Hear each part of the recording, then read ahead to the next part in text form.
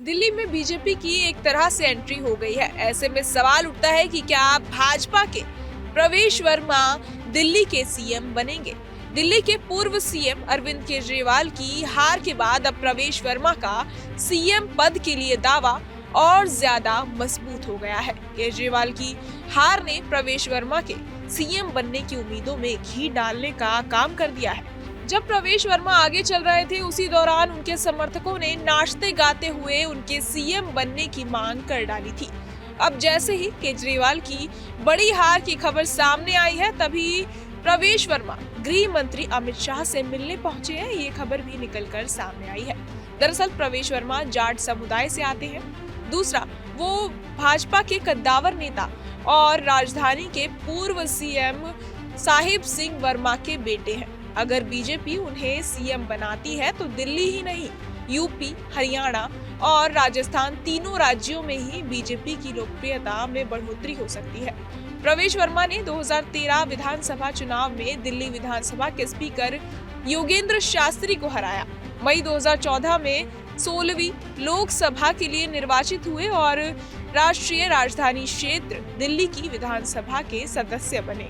1 सितंबर 2014 से शहरी विकास संबंधी स्तरीय समिति के सदस्य हैं। नई दिल्ली सीट से अरविंद केजरीवाल को हराने के बाद प्रवेश वर्मा का कद पार्टी के अंदर काफी बढ़ता दिख रहा है। उन्हें दिल्ली में मुख्यमंत्री पद के लिए दावेदार भी माना जा रहा है। चुनाव जीतने के बाद प्रवेश वर्मा गृह मंत्री अमित शाह से भी मिलने पहुंचे हैं। हालांकि उनके अलावा सीएम की रेस में कई अन्य चेहरे भी हैं, जिनमें वीरेंद्र सचदेवा, मनोज तिवारी और रमेश भिदुड़ी का नाम भी शामिल है।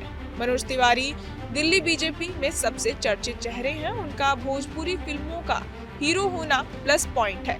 दिल्ली के पूर्वांचली समाज के वो बीजेपी में सबसे बड़े नेता बनकर उभरे हैं। मनोज तिवारी की बॉडी लैंग्वेज विभिन्न मौकों पर खुद को दिल्ली का सबसे बड़ा नेता के रूप में दिखाती रही है।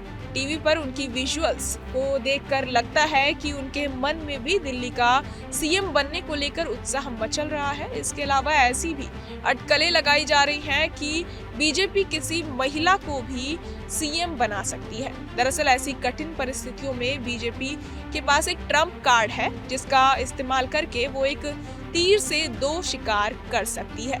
किसी महिला को सीएम बनाकर बीजेपी ये दिखा सकती है कि उसे इस समुदाय की चिंता है। लोगों को किसी महिला सीएम के मिलने से आपकी सीएम आतिशी और दिल्ली की पूर्व सीएम शीला दीक्षित का एहसास होगा।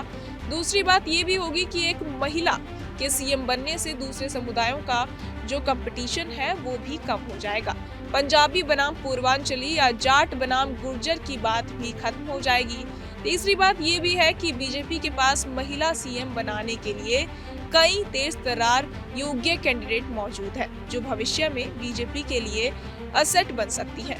इसमें बांसुरी स्वराज, मीनाक्षी लेखी और स्मृति ईरानी का नाम लिया जा रहा है। ये तीनों ही महिलाएं काम करने वाली, योग्य और जनता के बीच लोकप्रिय हैं।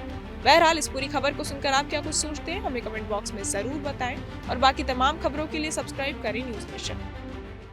न्यूज नेशन अब व्हाट्सएप पर खबरों की ताजा अपडेट के लिए न्यूज नेशन के इस क्यूआर कोड को स्कैन करें।